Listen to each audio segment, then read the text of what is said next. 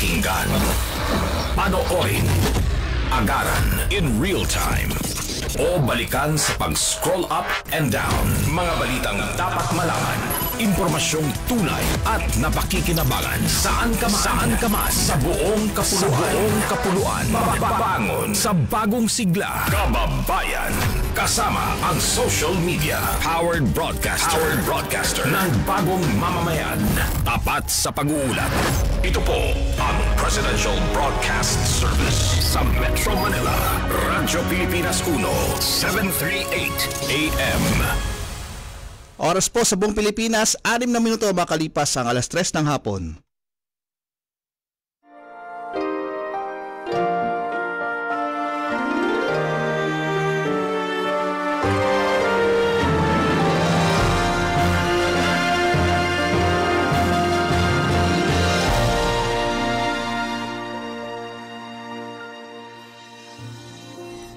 Magandang hapon po sa inyong lahat at welcome po tayo sa ating programang Kalinga Hatid ng Red Cross sa Radyo Pilipinas ngayon po araw po na linggo, huling linggo po ng buwan ng Pebrero, February 25. At syempre maganda ang ating talakayan po ngayong hapong ito, napaka-interesting kaya inaanyayahan po namin kayong subaybayan po ang ating programa hanggang alas 4 po tayo ng hapon. At sabi nga natin na tayo ay mapapanood sa ating TV Plus Channel 3 for the box channel 45 to 49 sa ating FB page na Radyo Pilipinas at Kalinga Hatid ng Red Cross at syempre sa Radyo Pilipinas 738 kHz. At tayo ay nagpapasalamat sa bumubuo ng ating programa mula sa Presidential Broadcasting Service, si Director Bong Aportadera ang ating station manager, si Sir Alan Alyanige, si Sir Ray Sampang at si Sir Maki, at ang nasa ating technical side, Sir Oli Lopez at Ma'am Joy Timidan. Okay? Andyan din po si Ma'am Jamie. At syempre mula sa Philippine Red Cross ang ating Chairman and CEO Richard J. Gordon, ang ating Vice Chairperson Governor Corazon Alma de Leon, ang ating Secretary General Dr. Gwen Pang, at ang iba pa nating Board of Governors, ang mga chapter administrator po natin at ang ating Board of Directors kasama ang mga Red Cross 143 at Red Cross Youth sa buong Pilipinas. Okay? At hindi na natin po patatagalin pa, mga kasama natin via Zoom ang ating Vice Chairperson, walang iba po kundi si Governor Corazon Alma de Leon. Magandang hapon, Governor Cora. Yes, magandang hapon. At tamang-tama may message na si retired Chief Justice Hilarion Davido Jr. Ang sabi niya, babasahin ko, today, Sunday, the 25th of February, is the second Sunday of the season of Lent of our 40-day journey with and for our Savior Jesus Christ. As we walk with Him, we must listen to Him. At His transfiguration, our Almighty Father proclaimed, "This is my beloved Son, with whom I am well pleased. Listen to Him." Then Jesus came and touched His disciples, saying, "Rise and do not be afraid." With great courage and full confidence, we now listen to Jesus and pledge never to be separated from Him. He is the resurrection and the life, the way, the truth, and the life, and the good shepherd. Through prayer, penance, and work of mercy, may we strengthen our faith, fortify our hope, love with greater ardor, repent with greater sorrow, and forgive with true joy. All praise, honor, and glory to you, dearest Jesus. Amen. At tamang-tama, ang ating topic ngayon ay ang kahandaan sa pagsubok ng El Nino. We're very fortunate that we have our guest, Assistant Secretary for Radio and Presidential Communications, Office of Spokesperson ng Task Force El Nino, Mr. Joey Villarama, and in addition, si Ms. Criselda Longa, Manager, Disaster Management Services, Philippine Red Cross.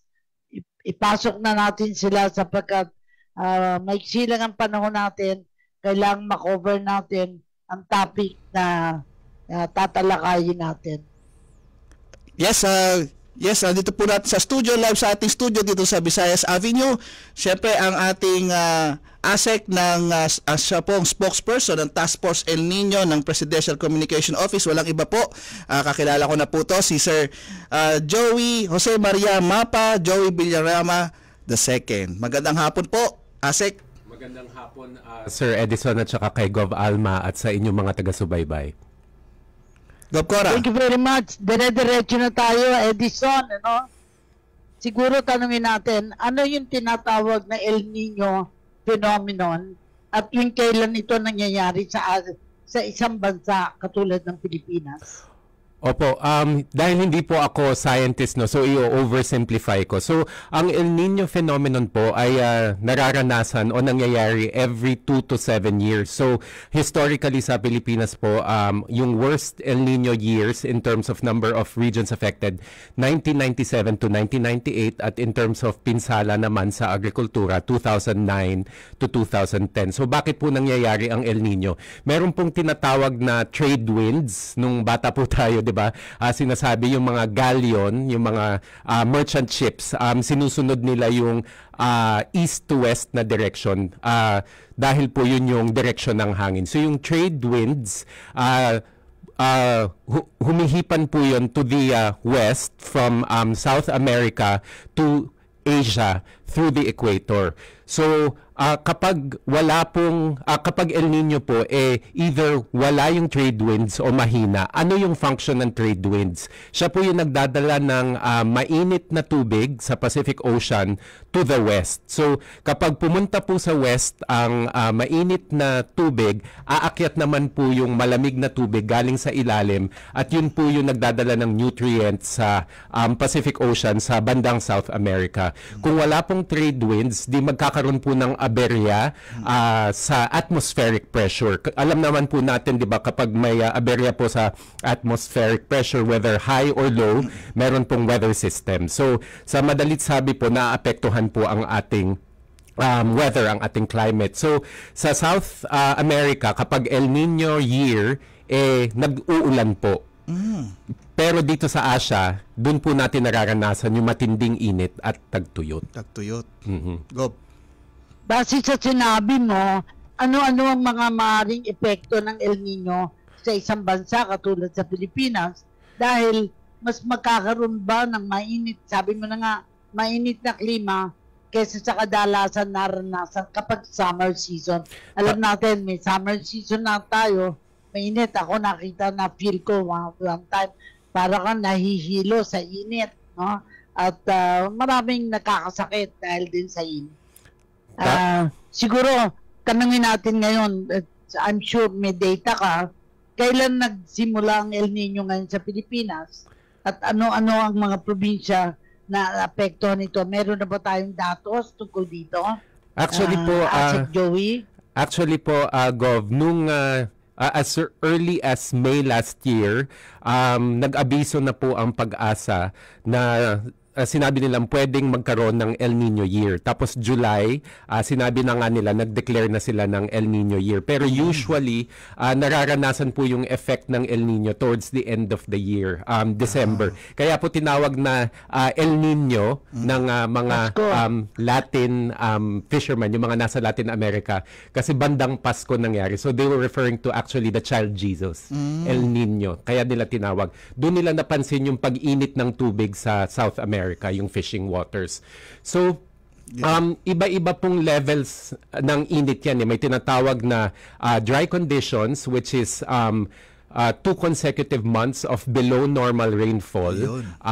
May dry spell, 3 consecutive months, at saka yung drought, 5 consecutive months. Yung nararanasan natin ngayon is paiba-iba sa iba't ibang region sa Pilipinas. Pero meron po so far na 41 provinces na affected by dry conditions, dry spell at saka drought. Yung dry conditions 17, yung dry spell 10, at yung drought ay 14. So, by the end of this month, kailangan pong mag-reassess, pero ang projection po ng Pag-asa, madadagdagan pa ng 10. Nako. Tataas pa po yan ng 73, 80, babalik sa 50, hanggang hopefully by May, June, maging 10 na lang. Pero po, ang immediate effect niyan is syempre dahil matinding init po sa agrikultura po, natutuyo po yung ating mga sakahan. Tinanong po ni Gov kung meron ng affected. Meron na po, may bagong data po tayo from the Department of Agriculture. Kahapon pa lamang po inilabas. So, 4 regions po ang affected. Region 1, Ilocos Region, Region 4B, Mimaropa, at yung nauna na pong dalawa, Region 6 and 9, Western Visayas at Zamboanga Peninsula. So, ang pinsala po ay nasa palay at mais. Bigay ko na lang po yung total. That's 357.4 million in damage and losses to palay and mais, at ang bulk po ay sa palay. Ang naapektuhan pong magsasaka ay 7,668. Pero gusto po nating i-emphasize na kahit malaki po yung amount, almost 358 million, maliit pa pong bahagi yan. Kasi po ang ina-anticipate po ng Pag-asa at ng NIA mas marami po pa po, mga 275,000 hectares. Pero itong affected hectares pa lang po so far, sa awa ng Diyos, 6,523 hectares. So kaya po patuloy po yung prevention, intervention at mitigation measures na ginagawa ng ating pamahalaan through the Task Force El Nino. Kasi nga sa mga susunod pang mga linggo at buwan, mas madadagdagan pa ang mga lugar na apektado ng El Nino. Alam na natin, halos north sa bandang Ilocos. Hilaga o Cagayan. Ilocos. And then meron na rin sa bandang Saya. Pero parang hindi na-mention ng Mindanao, no? Siguro dapat tingnan natin ano ang mga unang naging aksyon o pagresponde ng El Nino sa Pilipinas. Kasi napansin ko na Secretary of Agriculture ang talagang apektado dito, no? So, alam ba natin kung ano na yung aksyon ng Department of Agriculture para magresponde sa El Nino sa Pilipinas? Kung pwedeng, if it is already available, pwede natin tanungin si ASEC po dito. Yes, Gov. Actually po, yung banggitin ko lang po yung composition ng task force. Dati po, actually kasi reactivated and reconstituted itong task force. Meron na rin dati. Pero ngayon, ang principal agencies po na nagfo-focus ay ang Department of National Defense, sa katuwang ang DOST. Tapos ang iba pong departments po ay DENR, Department of Agriculture, DOH, at saka NEDA. So bakit po yun? Kasi ang focus po ng administrasyon ng Pangulong Ferdinand R. Marcos Jr. ay food security, water security, energy security. This is also public safety issue, kaya po DND, OCD po ang nangunguna. At pati po yung health. Nabanggit po natin kanina na may mga kaakibat na sakit. Pero po dahil nga po ang unang natatamaan o yung pinakamalaking natatamaan ay yung sektor ng agriculture at saka fisheries, palagi po nating nababalitaan na may ginagawa ang DA. So, multi-pronged po ang approach. So, prevention, intervention at saka mitigation. So, in terms of prevention, bago pa man po ma-experience o ma-feel yung kasagsagan ng init, inayos na po ng DA through National Irrigation Administration yung mga daluyan ng irrigation. So, inayos yung irrigation canal for efficient water flow, water distribution. Inayos din yung mga small irrigation equipment. Tapos po, nagka-cloud seeding din po para po ma-augment po yung amount of rainfall.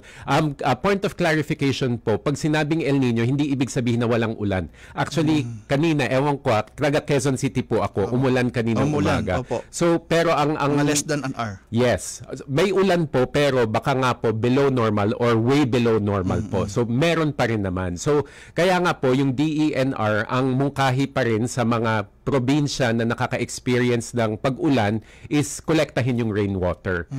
Sasabihin mo, very simple naman, oversimplistic yung way na minumungkahi nila, pero umuulan pa rin naman. So makakatulong yon.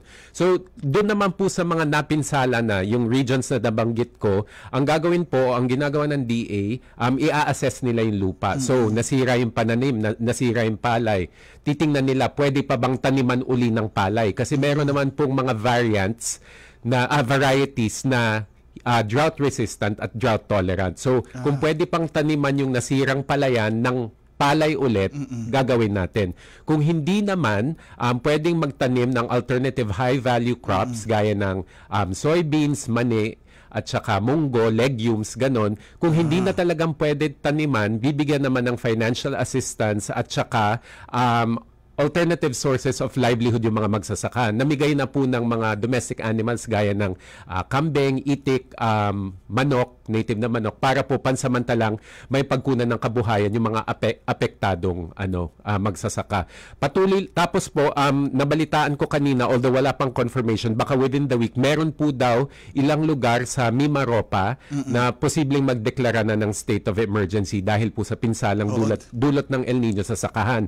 So kapag mangyari po yun, makakahingi po ng tulong yung affected municipality sa DA through DA's Quick Response Fund. Kailangan lang po na yung LGU magbigay po ng report sa Regional Field Office ng DA, i-assess, tapos i-forward po sa Central Office para mabigyan po ng tulong. So ganun po, very general po yung approach, pero marami na pong ginagawa ang gobyerno kasi noon pa man pinaghandaan na po ang El Nino at yung threat ng El Nino.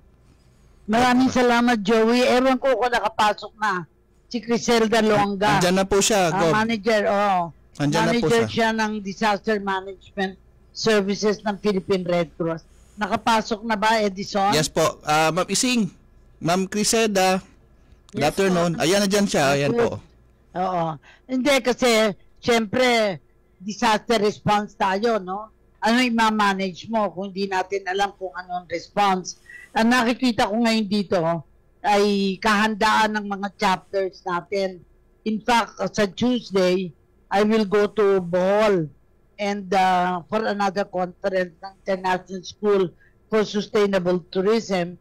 And I hope that on my second day, I will meet with the Bohol chapter para mapag-usapan din to kasi baka tamaan sila ng El Nino. And therefore, ang tanong natin, which is my question to you, ano-anong mga nakalatag na plano o programa para sa mga maapektuhan na mga lugar sa Pilipinas? On the part of Red Cross, ano ang ating response? Go ahead, Criselda. Opo, no. So, good afternoon po sa lahat po ng nakikinig, no. So, maraming salamat po sa tanong. Sa Philippine Red Cross po, no, as a humanitarian organization, actually, Gov, nag-support tayo last year po, no, doon sa water needs doon sa Catanduanes, no, mga start pa lang po ng El Nino, on which we deploy our water tanker in Catanduanes and able to distribute 354,000 of liters for 1 month.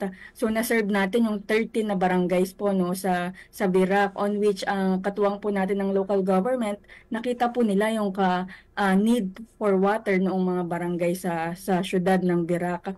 So, isa pa lang po yan, no, sa mga responde ng Philippine Red Cross sa El Nino. Pero last January po, nitong January 2024, si Philippine Red Cross po ay nagpa-meeting sa pangunguna po ni Ma'am Secretary General Gwendolyn Pang at katuwang na rin po si Chairman Richard Gordon para i-alert yung mga ating chapter at bigyan ng mga informasyon, no, patungkol sa El Nino. On which po we provided po yung mga details kung ano ba yung dapat natin paghandaan. Nasabi nga po ni ASEC na sa agrikultura, no, tinitingnan din po natin paano po tayo makatulong sa ating mga farmers, on which ang Philippine Red Cross po, no, naka-ready po tayo na pwede po tayong magsuporta sa patubig o kaya po sa mga barangay na may kakulangan po sa tubig, we can deploy our water tanker. And kung may pangangailangan naman po sa mga pagkain, we can deploy our food trucks para makapagbigay po ng pagkain, or we can distribute food packages. And katuwang din po niyan, isa rin po sa nasabi po ni Asik po kaganina, no, yung health, tinitignan din po natin yung health concern. So si Philippine Red Cross po, may mga programa din po tayo, no, na mga health promotion na nagbibigay po tayo ng kaalaman para sa mga komunidad. Ano pong dapat gawin nila pag nakakaranas po sila ng heat wave na impact, no? Lalo ngayong panahon na ito, medyo tataas din naman yung init po natin. And mararamdaman po yan ng mga iba't ibang tao, lalo na po yung mga vulnerable group, yung katulad po natin ng mga elderly, kung saan prone po tayo sa mga sakit, katuwang ng cause ng pagtaas ng init or heat wave na tinatawag. And nakaready din po tayo kung saan kung may mga kakulangan ng tubig, minsan nag-i-store po ng water yung mga tao. Kung saan pag nag-store po ng water, magiging pugadan po 'yon ng mga lamok, kung saan pwede rin po 'yan mag-cause ng mga dengue o kaya kung ano man pong vector-borne diseases. Kung saan si Philippine Red Cross po ay nagtuturo din po, no, ng proper hygiene and sanitation practices po, no, para mabigyan po ng kaalaman yung mga community po natin, para ma-prevent po, no, yung mga secondary impact po ng ating El Nino. And in addition to that, meron din po tayong mga additional na preparedness po, no, ang ating mga medical tent din po at health services ay naka-ready din po kung kailangan po ng suporta sa mga ospital. Kung magkaroon man po ng health emergency, we can support also. And in addition to that, doon po sa ating mga relief supplies, kung may pangangailangan po ng food, hygiene kit, mga bottled water, or even seedlings po, no, the Philippine Red Cross can augment po, no, sa mga na-mention po na mga probinsya ni ASEC. So we can assess po, no, further para makita po, no, kung may need na ibigay or may need na i-support si Philippine Red Cross. Pero tinitingnan po natin na dapat ang mga area na ito ay nakikita po natin na naayon po yung mga assistance doon sa mga kakulangan or need po nila. So ang Red Cross po, meron po tayong mga Red Cross 143 or mga volunteers na pwede pong tumulong sa atin mag-assess sa iba't ibang area at magpahayag ng mga impormasyon patungkol sa El Nino. So yun po yung mga preparedness and response po no nakikita ni Red Cross. Doon po sa nasabing mga food security, water security at health security, si Red Cross po ay maaari po tayong sumuporta or maging katuwang ng gobyerno sa pag-i-implement ng mga programa na yon. Kahanga-hanga ang inilahad mo, yung talagang maaring mangyari at gagawin natin. Pero siguro ang talagang malalim na katanungan ay yung ilan ba ano ba ang ating capacity? Ilan ang ating water facilities, yung tinutulong, at saka saan lugar na na-experience natin at padala at talagang nakatulong naman ang ating water tankers, particularly pag nakakakita ako ng water tankers, naisip ko, ito yung ginawa ni Chairman Gordon na matiyak na availability. Kasi 3 words talaga resonate: accessibility, answerability, at saka accountability. Pag naging accessible, katulad ng tubig, we are able to save lives. Kaya mahalaga na may paliwanag natin paano natin ginagawa ito. Go ahead, Criselda. Apo, thank you, no, Gov. Alma. So, na-mention ko nga po na ang Red Cross po, no, ay may water tanker, yung nabanggit po ni Gov. Alma po, no. Meron po tayo nationwide na 28 water tanker po, no. Sa Luzon po, meron po tayo sa Nueva Vizcaya, Pangasinan, sa Olongapo, sa Tubig. Meron din po tayo sa Southern Luzon na part, which is Batangas, Albay, and dito sa Metro Manila.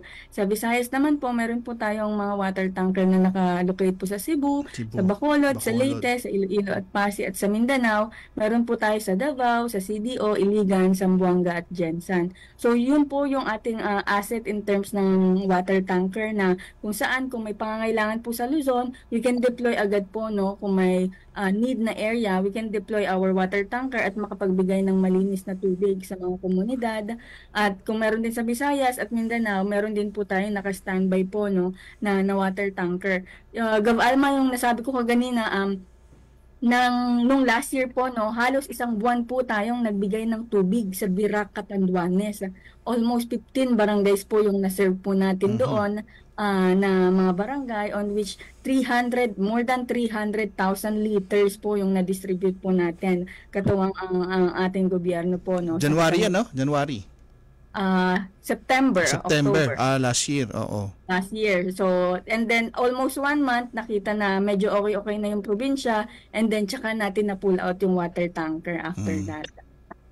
Mahalaga na may paliwanag natin sa mga nanonood, nakikinig sa atin, na ito yung tinatawag nating, in addition to our volunteers, 143, meron tayong talagang equipment, logistics na sa pamagitan ng pamumuno ng ating chairman and CEO, Richard J. Gordon, ay nakikita natin ang kaalaman na kaiba nun sa dating pamamaraan. Kasi parang reaction lang tayo. Ngayon ay hindi. Kailangan alam natin, anticipatory is the word. Nakikita ko, oo. So, bukod doon, ano pa yung gusto mong mayulat? Kasi babalikan ko na si Asek Joey, dahil nakikita ko na meron din ginagawa yung mga ahensya para tugunan ng problema ng El Nino, whether nandyan na o kung darating pa. Okay, go ahead, Criselda. Currently, ano ngayon ang ginagawa natin?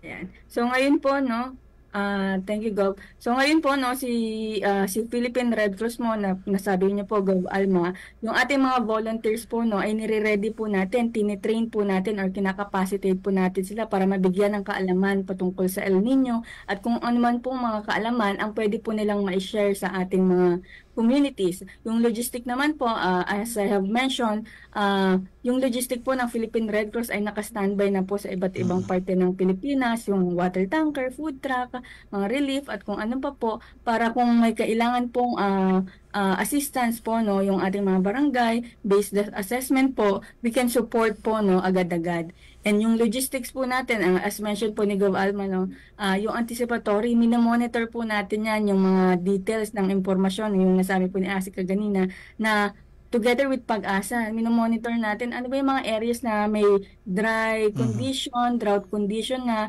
para makita po natin at ma-assess kung matindi na ba yung grabing impact nito sa probinsya na ito at mabigyan natin ng assessment at makita natin kung ano po yung pangailangan. So volunteers, logistic plus information technology po, no, yung ina-adapt po natin dito sa Philippine Red Cross.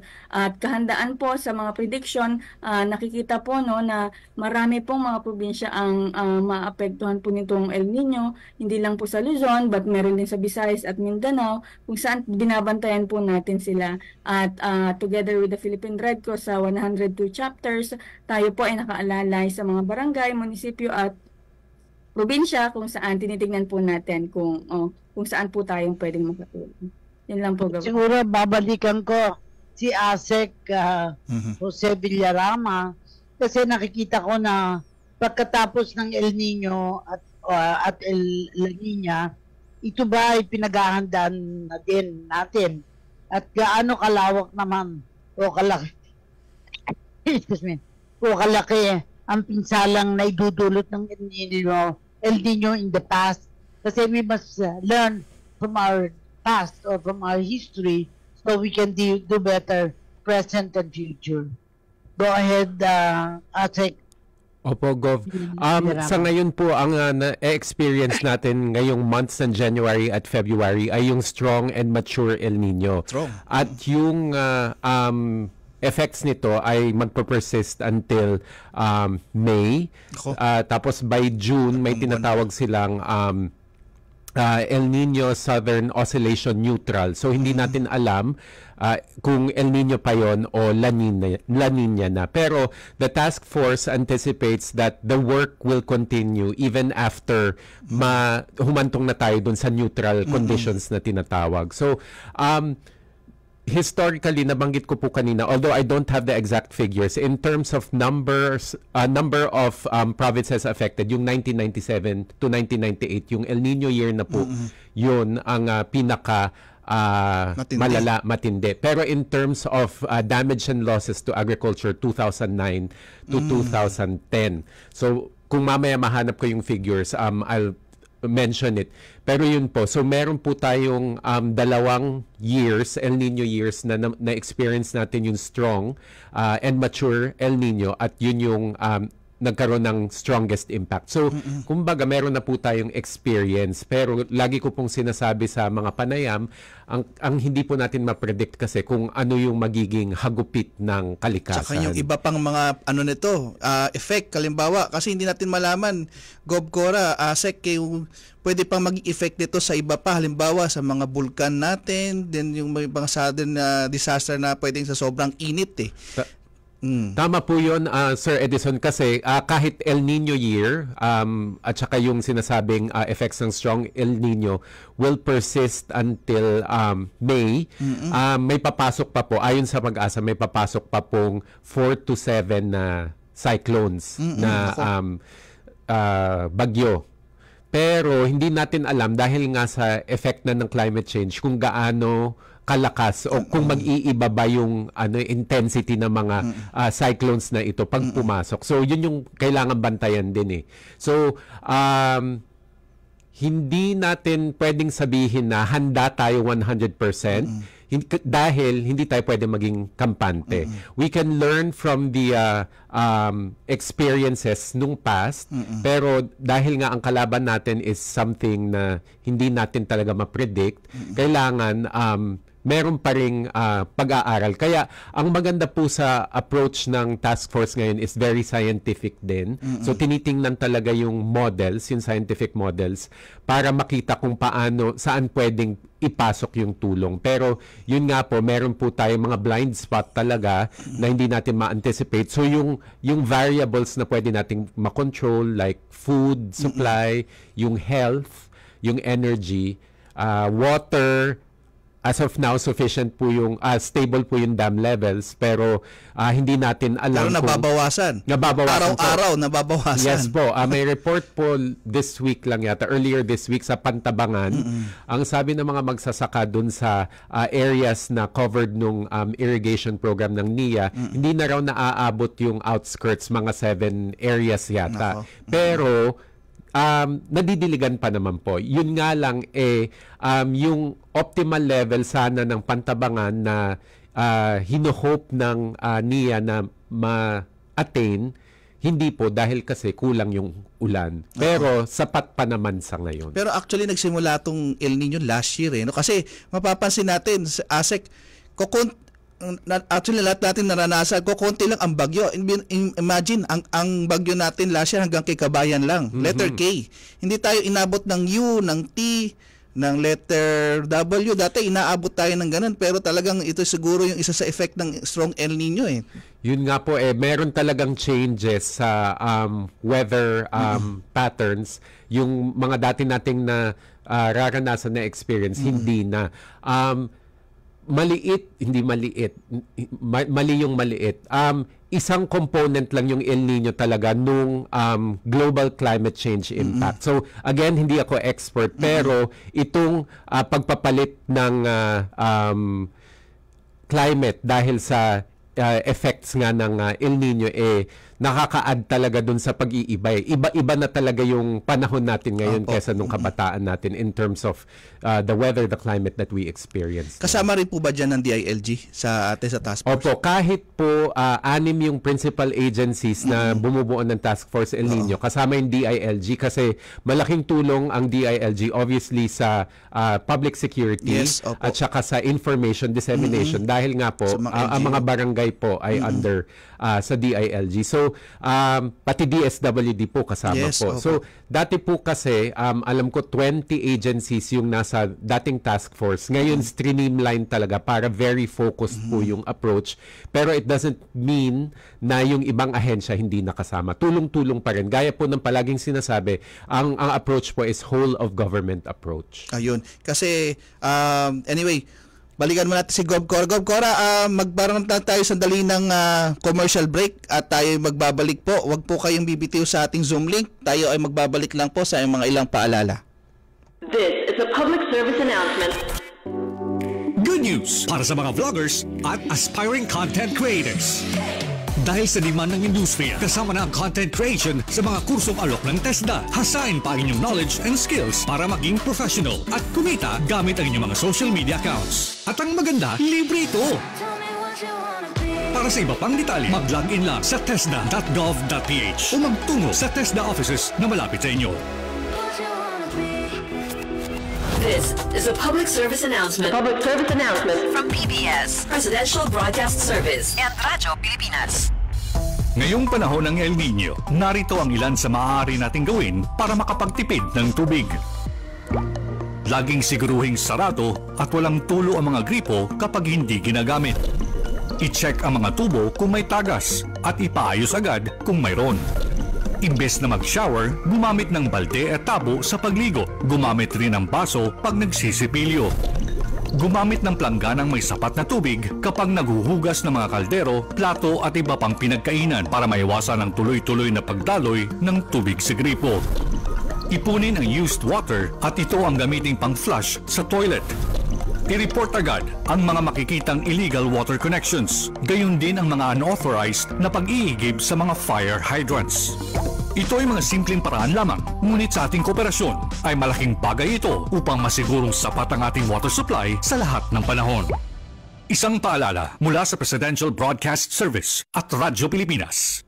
Okay, nagbabalik po tayo sa ating programang Kalinga, hatid ng Red Cross sa Radyo Pilipinas, at nagpapasalamat po tayo sa mga nanonood sa ating Facebook Live at sa ating TV Plus Channel 3 at For the Box Channel 45 to 49, at syempre sa ating Radyo Pilipinas 738 kHz.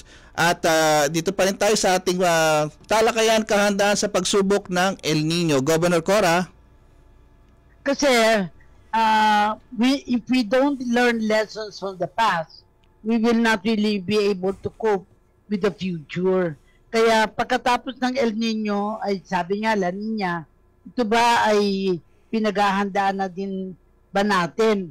At sa Philippine Red Cross, natatandaan mo ba yung mga naiulat na natin sa mga nagdaang panahon na yung mga rehiyon na naapektuhan at ngayon naman ay bumangon? Kasi ang iba parang nakita ko yung mga napanood ko sa TV, yung mga artistang nasira ang kanilang mga bahay dahil sa bagyo, parang naghirap. Kasi yun ang kinatatakot ko. Yung magiging epekto ng El Nino will in fact exacerbate poverty ng mga Pilipinong naghihirap na talaga ngayon. Taasek. Kasi yung mga may tanong po si Gob Cora. Ayun po, tama po yun. We are looking at the experience of the past. Opo, kasi nga po, hindi natin ma-predict for one, pero po, dahil nga meron po tayong mga natutunan doon, kaya nga po, I believe yung constitution po ngayon ng El Nino Task Force talaga is DND yung nag-lead. So, ang line agency is Office of Civil Defense kasi ina-anticipate na nga po natin yung disaster scenario. Kung sakali pong hahantong at mag-shift to La Nina na sana wag naman kasi mas mahirap din yung talagang hindi mo makontrol yung pag-ulan at pagbaha. Meron pong mitigation measures na nakahanda po. In terms of nabanggit ko na rin kanina, kaya ang focus din po is food supply kasi kapag po whether matindi ang init o kaya umuulan at nagbabaha, ang una po talagang tinatamaan is yung pagkukunan natin ng pagkain. Opo. Kaya po Department of Agriculture, nag-ulat po si Secretary Tiu Laurel kay Pangulong Marcos mismo 2 Tuesdays ago na yung food supply natin, particularly yung bigas, sapat po until September. Kasi nandyan po yung imports, Tapos actually nagsisimula na po yung anihan ng dry cropping season. Ang problema po na dahil nga this is also weather related, yung susunod po na taniman which is March to September, pwedeng ma-delay kasi baka wala ngang ulan. So kaya nga ang gagawin is yun nga maghahanap ng pagkukunan ng tubig, sources of water for irrigation, at meron pong tinuturong strategies sa mga magsasaka para po ma-maximize yung water use. So, meron dyan tinatawag na alternate wetting and drying. Kasi po, di ba, nung bata po ako, pag pumupunta kami sa Pangasinan at nadadaan kami sa NLEX, nakikita namin na baha talaga yung mga palayan eh. So ganun kasi matakaw sa tubig ang palay. Pero yung sa alternate wetting and drying, ang mangyayari is babahain yung palayan tapos ipapadrop yung water level to a certain point na kaya pang mabuhay ng palay bago mo siya diligan ulit. Hindi yung random at bara-barang pagbabaha yun. So tapos meron din yung yung quick turnaround, yung hindi na pagpapahingahin yung lupa pagka ani ng crop, magtatanim ulit para po ma-take advantage yung planting season. So yun po in terms of food security, tinututukan talaga yan kasi that was a major lesson that we learned in the past, particularly in 2009 na ang dami pong napinsalang pananim. Yung water talaga, yun yung medyo mahirap. Kaya po, patuloy po yung apila natin sa mga kababayan natin na mag-conserve. Kasi meron tayong tubig sa ilalim ng lupa sa water table. Pero nare-replenish din yan kapag may runoff, kapag umulan. Pero kung walang ulan, hindi mare-replenish. Mayaman po tayo sa sources of water sa ibabaw, surface water. Actually, nung nasa Davao si Pangulong Marcos nung first week of February, sinabi niya may policy shift in terms of water sources. Sabi niya, wag na tayo maghukay ng deep well. Itap natin yung surface water sources natin as sources of, yun nga, water supply.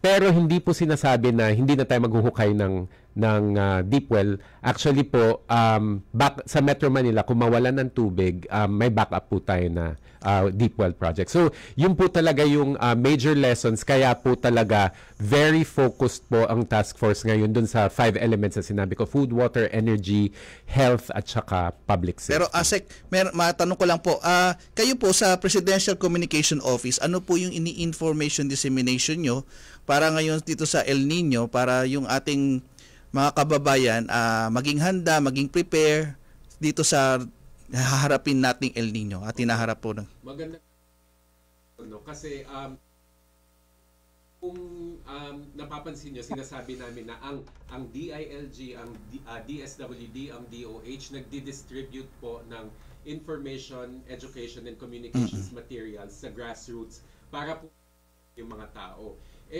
Meron pong mga yung mga pessimistic, yung mga skeptic sinasabi, magdi-distribute ng papel, ng leaflet. Wala naman nagbabasa niyan eh. Yun nga po yung gusto namin sabihin. Basahin niyo po kasi malaking tulong po yan.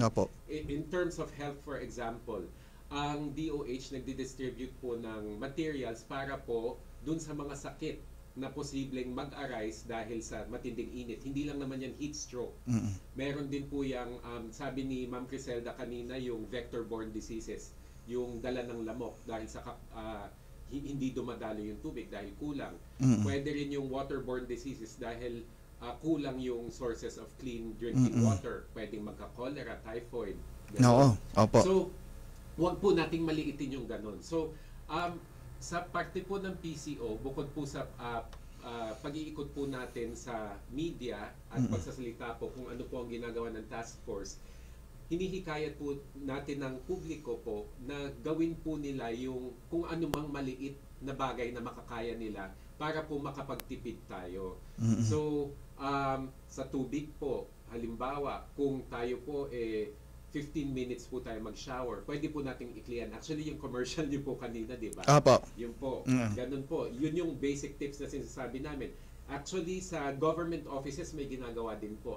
Si Secretary Teodoro naglabas po siya ng memo to all military camp commanders directing them to save water or conserve water within military camps. So yung military personnel at saka yung dependents po nila kailangan magtipid po, and lalaki pong communities yung nasa loob, diba? So yun, may ginagawa po ang gobyerno, pero sana po yung ating mga kababayan in their own little way, meron din pong gawin sa pagtitipid sa tubig, sa kuryente, kahit po sa pagkain, para po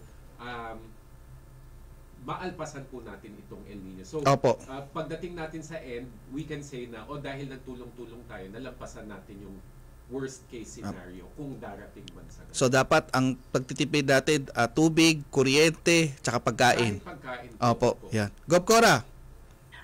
There is a term called seeding. S-E-E-D-I-N-G.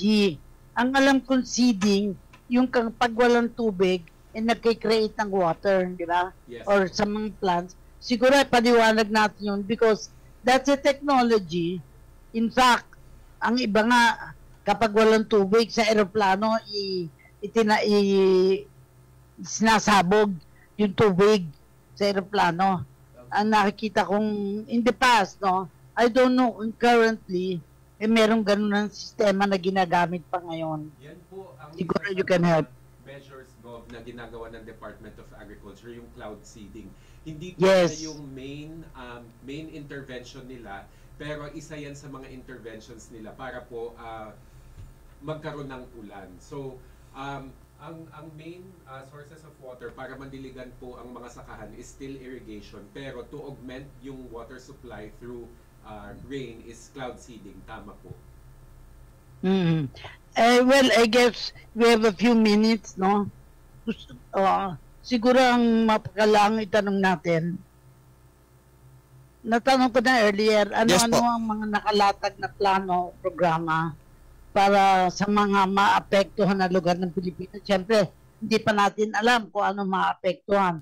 Pero kung ano yung maapektuhan, ano na ang programa ng Department of Agriculture at ibang departamento para dito.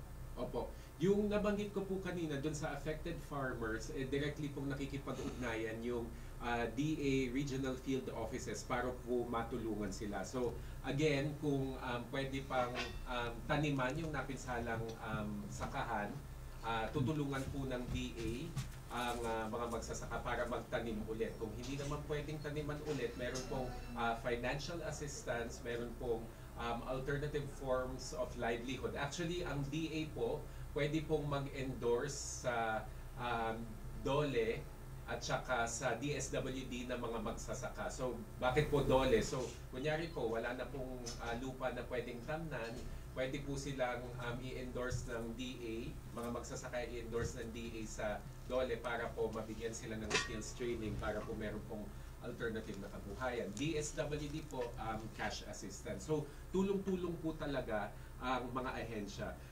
Palagi pong siguro nababalitaan sinasabi, Task Force El Nino, Task Force El Nino. Pero the brunt of the work po talaga is dun sa grassroots level. So, nagpapasalamat po kami dun sa mga regional offices, pati yung mga disaster risk management units dun sa local level kasi sila po talaga yung tumututok. Actually, yung data na mga sinasabi ko, yung mga binibigay ko sa inyo, galing po sa aming mga kasamahan na nasa field talaga na tinututukan po yung mga magsasaka natin. Hindi lang mga magsasaka, pati yung mga kababayan natin na posibleng maapektuhan dahil nga sa tinding init na dulot ng El Nino. Actually, sa Bohol, starting today, merong farm tourism conference sa Bohol. At I got word from Sonia Rojo na nandun sila sa bee farm. Parang doon sila nag-i-stay. So I will have the opportunity to go there on Tuesday and meet with Bohol Red Cross. Naniniwala ako na yung naibigay mong paliwanag ay may relay natin sa mga communities na mararating through visits.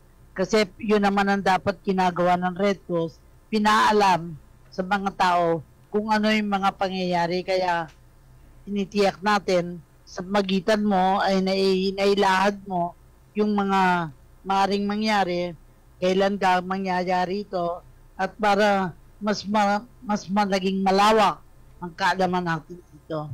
Meron pa ba tayong tatalakayin, Edison? Gob, Ano pa tanong? siguro hingan na po natin ng mga final message ang ating mga kasama po ngayong hapong ito. Okay. Siyempre, unahin po natin si Ma'am Criseda Longa, ang manager po ng Disaster Management Service ng Philippine Red Cross National Headquarters. Ma'am Ising?